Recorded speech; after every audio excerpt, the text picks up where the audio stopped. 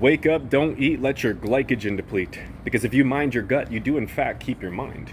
If you start to look into research behind visceral belly fat and the links to the hippocampus volume, you're going to stumble across brain-derived neurotrophin factor, neurogenesis, neuroplasticity, something called intermetabolic switching, where when your body's not using carbohydrates as a fuel source anymore, it switches over to ketones, which are 2.1 times more powerful down to the mitochondrial energy source itself. Sounds pretty complicated, doesn't it? Here's the beauty, because it's the easiest thing that you're ever going to do. So talk to your doctor, talk to your PCP, talk to somebody smarter than me.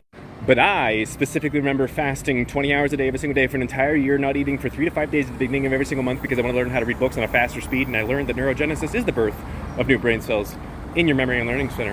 And neuroplasticity is the formation of those brain cells, and when you sprinkle some brain-derived neurotrophic factor on top of that, which is considered miracle protein for your brain, things happen. Well, like number one, you recognize that sugar's linked to anxiety? Huh? Sugar's linked to the brain-derived neurotrophin factor? Huh? We should go through the evolutionary phase of, huh? Oh. Ah. Aha. When we finally realized what it actually meant all along, and now we know how to apply it to our lives.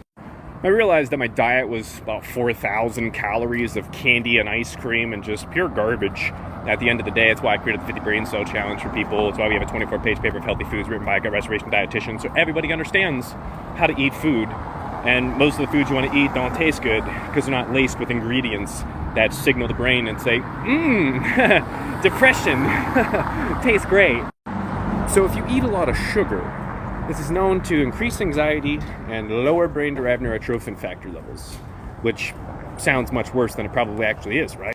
Wrong. It's much worse than it sounds, because your brain-derived neurotrophin factor is linked to so many neurodegenerative diseases to the point where, well, I don't want any of those. Why doesn't the doctor test me about those? Oh, that's right.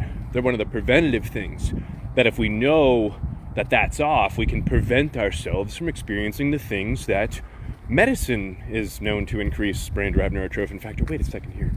So you're telling me that if I eat crappy food, my gut microbiome gets messed up, my sugar levels go up, my brain-derived neurotrophin factor levels go down, I'm then supposed to take a pill that raises my brain-derived neurotrophin factor levels. Wait a second here. So I'm just going to level. I used to be a gym bro that ate garbage. I was poor and unhealthy. Once you realize there's another side to that, like you aren't poor and you aren't unhealthy, you recognize the scale for compare and contrast of to how bad life actually is right now versus how much better life could be if you decide to start taking care of yourself. So moral of this story is that when you hear random things like this online, go check them out. See if they actually check out and make sense, and then maybe try them.